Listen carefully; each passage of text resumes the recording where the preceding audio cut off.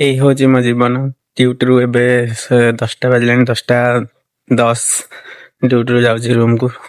ଡ୍ୟୁଟିରୁ ରୁମର ରାସ୍ତା ହଉଛି 5-7 ମିନିଟର ରାସ୍ତା ହବ, ଚାଲିକି ପଳେଇ ଯାଉଛି। ନହେଲେ ନାହିଁ ମ୍ୟାନେଜରଙ୍କ ସାଙ୍ଗରେ ସ୍କୁଟିରେ ଆସେ। ତ ଆଜି ତାଙ୍କର କାମ ଅଛି କିଛି, ସେଥିପାଇଁ ମୁଁ ଚାଲି ଚାଲି ପଳେଇ ଆସୁଛି। ଏଇ ହଉଛି ମୋର ଛୋଟ ଜୀବନ ଆଉ ଛୋଟ ଲାଇଫ। ଡ୍ୟୁଟିରୁ ରୁମ, ରୁମରୁ ଡ୍ୟୁଟି, ବାସ୍। ବାକି ଟାଇମ ତ ଶୀତ ଦିନ ଏଇନା, ଦିନ ଛୋଟ, ଆଉ ଟାଇମ ହଉନି କୁଆଡେ ଯିବା ପାଇଁ, ବୁଲାବୁଲି କରିବା ପାଇଁ। ଏମିତି ଚାଲିଛି ଜୀବନ।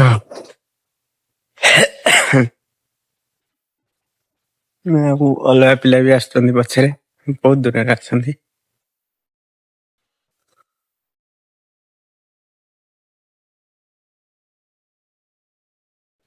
ଆଉ ଶୀତ ବି ବହୁତ ହଉଛି, ମାନେ ମାନେ ପ୍ରବଳ ଶୀତ। ଆଉ ଏମିତି ଚାଲିଛି ଜୀବନ, ଆଉ କଣ। ଏଇ ହଉଛି ଆମର। କିନ୍ତୁ ବହୁତ ଜଲ୍ଦି ଲାଇଫ ଚେଞ୍ଜ ହେବାକୁ ଯାଉଛି, ଆଉ ସେଇ ଭିଡ଼ିଓ ଆପଣଙ୍କୁ ଦେଖେଇବି। ଆଉ ମୋ ଲାଇଫର ପ୍ରତିଟି କାହାଣୀ, ମାନେ ୟୁଟ୍ୟୁବ ଚ୍ୟାନେଲ ଖୋଲିବାର ବହୁତ ବଡ଼ କାହାଣୀ ଅଛି। ମୁଁ ଆପଣଙ୍କୁ ଦେଖେଇବି ବଡ଼ କାହାଣୀ, କାହିଁକି ଚ୍ୟାନେଲ ଖୋଲା ହେଲା, କ'ଣ ସବୁ।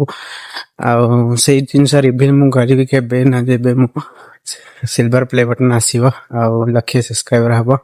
ସେଇଦିନ ମୁଁ ରିଭିଲ୍ କରାଇବି କି ମୋ ୟୁଟ୍ୟୁବ ଚ୍ୟାନେଲର ଜର୍ଣ୍ଣି କ'ଣ ପାଇଁ ଷ୍ଟାର୍ଟ କରିଥିଲି, ଆଉ କ'ଣ ସବୁ ଘଟିଥିଲା ମୋ ଲାଇଫରେ। ଭିଡ଼ିଓରେ ବନି ରୁହନ୍ତୁ, ଯେତେ ସମ୍ଭବ ଚେଷ୍ଟା କରନ୍ତୁ ସବସ୍କ୍ରାଇବ କରିକି ଜଲ୍ଦି 1,00,000 ସବସ୍କ୍ରାଇବର ହେଇଗଲା ପରେ ମୁଁ ରିଭିଲ୍ କରାଇବି କ'ଣ ପାଇଁ ଚ୍ୟାନେଲ ଖୋଲା ହେଇଥିଲା, କ'ଣ ହେଇଛି, କ'ଣ ନାହିଁ ସବୁ।